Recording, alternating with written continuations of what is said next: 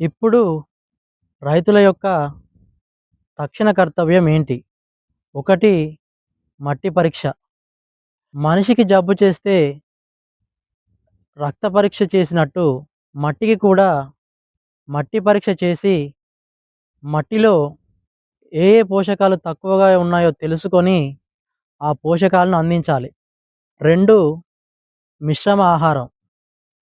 కేవలం రసాయన ఎరువులే కాకుండా పశువుల ఎరువు, పచ్చిరొట్ట ఎరువు, వానపాముల ఎరువు కూడా భూమికి అందించాలి. అంటే ఇంగ్లీష్ మందులతో పాటు పౌష్టికాహారం ఇచ్చినట్టు. 3 సూక్ష్మ పోషకాలు. నేలకు కేవలం నత్రజని, భాస్వరం, పొటాష్ వంటి స్థూల పోషకాలే కాకుండా జింక్, బోరాన్ వంటి సూక్ష్మ పోషకాలు కూడా అందించి నేలను మళ్ళీ జీవకళతో నింపాలి. 4 పంట మార్పిడి.